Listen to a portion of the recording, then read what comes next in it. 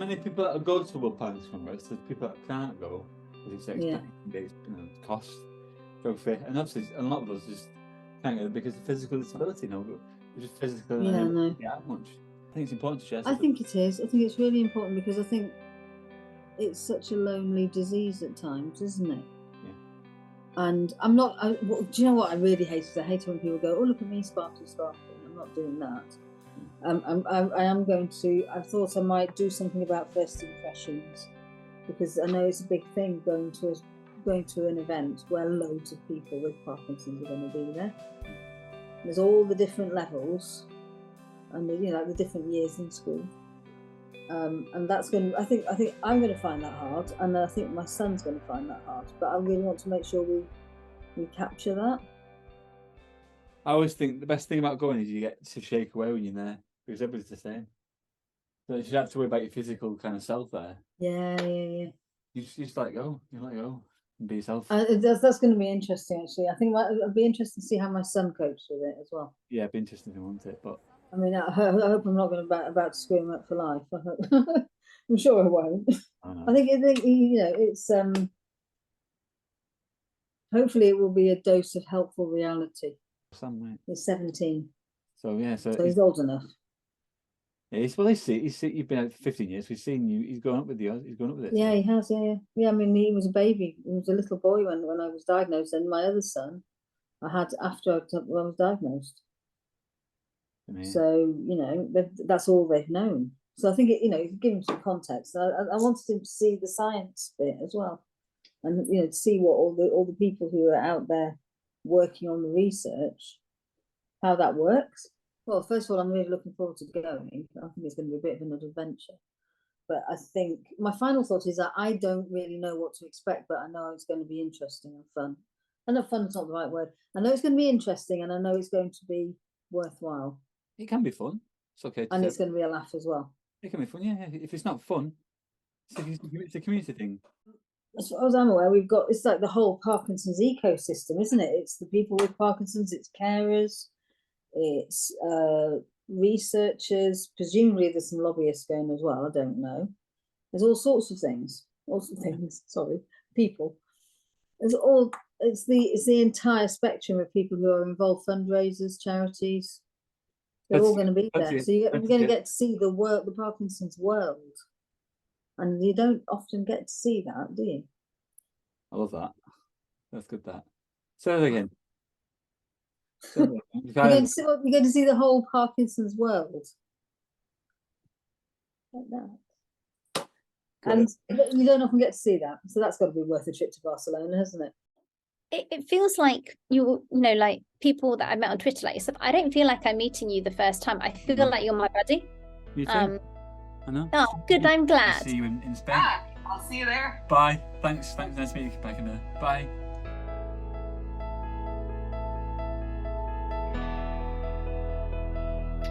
Lost in a dream of noise and light, we find each other as we ride. No need to speak a word, because everyone is here. The things you feared have gone and disappeared. Hand in hand, we march on through the night. On to the morning, the break of day. For we are the first light brigade.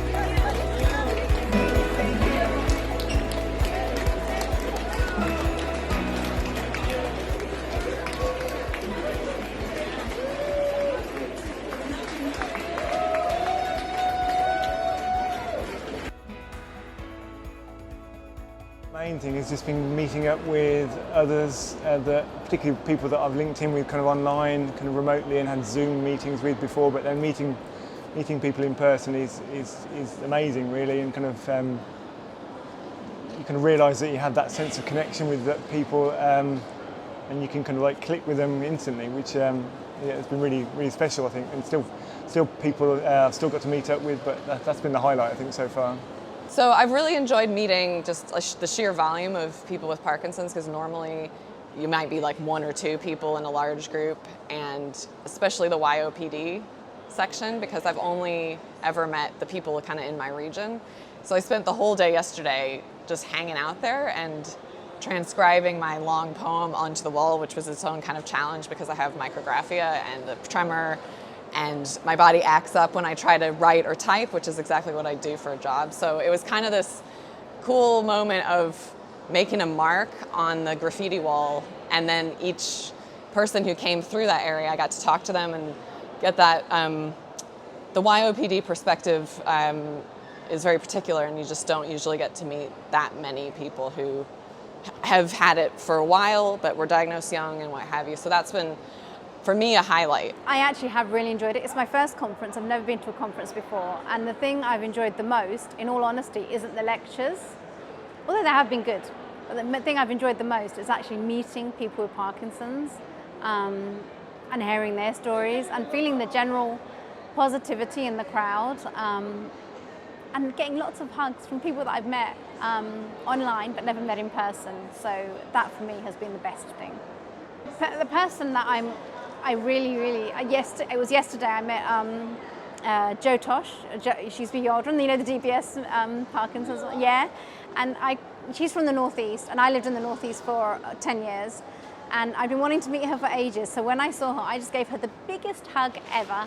And that was probably, one of my most memorable moments. You can even be in the same country, but when you're in your home, you have your husband or spouse and children and parents and work, other commitments. And then when you're here, it's actually just you. It's just Parkinson's and you and your friends that you've made along the way. And you can actually focus on each other. So for example, tonight I'm meeting my NHS colleagues. We've got a little group of NHS colleagues that have PD, and we're all meeting together. We all live in England or Ireland or, well, the UK. But yet we've never met when we're at home. But now we're in Barcelona, we're actually meeting and having a group meal, and I'm so excited.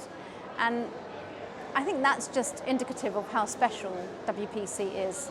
I think because it's the World Parkinson's Congress, it's an opportunity to meet other organizations and people who work with people with Parkinson's and get that perspective of what in the UK might be our challenges versus other places with different health systems, political systems, different structural issues, different cultural contexts, and to see how different organizations are tackling that. And so three people were staying at my hotel from a Nigerian Parkinson's organization, and they've just done amazing things to create this hub for people with Parkinson's, and they refer to the people with Parkinson's as members of this hub rather than patients or clients or users, or they're members. And I've just been so impressed with like the sensitivity with which they've approached it and the way in which they've developed a framework to work that's very culturally specific, but that I really feel like we could learn a lot from. So I would like to make a bid for them to be keynotes next time. Fortunately, at the end of that session, Jonny Acheson spoke and put it in a big picture for us. And that was brilliant, and gave a really beautiful and really philosophical talk about the importance of us participating in scientific research and the importance of, you know, future-proofing things, not just thinking about our position now. At the end of the subtypes, when Jonny did that, when he did his verse about building and the, what's it called? The familiar... Yeah, pretend. Yes, yeah, that one. Caption. So to the people with Parkinson's here this morning, in this wonderful city, I say this: the answer lies within us. So work together with your healthcare team as they continue to climb the spires beside us. To the researchers, I say keep going like never before. Like Gaudi challenged the norm in the past, it's time for you to challenge the way it's always been done. Innovate like him, like he did. Don't be afraid to think and do things differently. Think like an architect. Yes, there is work to be done. Yes, it will be tough. Yes, there will be more trials that don't achieve their primary outcome. But one day the subtypes will be defined. The cause or the causes will be known. The clinical trials will have succeeded. That elusive treatment that is specific to you will be developed. But the question is, how long is that going to take? Gaudi famously once said that his client wasn't in a hurry, but we are. However, I would have liked Jonny to go first and to frame it and to also give us that context and to acknowledge, I think, the difficulty it is to actually listen to a lot of this information, whether it's the scientific side of it, which is difficult for many people, or just the actual content. You know, it is about us and it is about our lives. And I think just a little bit of acknowledgement of that from the scientific community wouldn't go astray. But I suppose I think a lot about performance and teaching and talking as a poet. So I just think we all have had often, I haven't heard one person who's like, my diagnosis was a wonderful experience. But it was a little bit flashbacks to a diagnosis moment of here's the thing, here's what it's, what it means.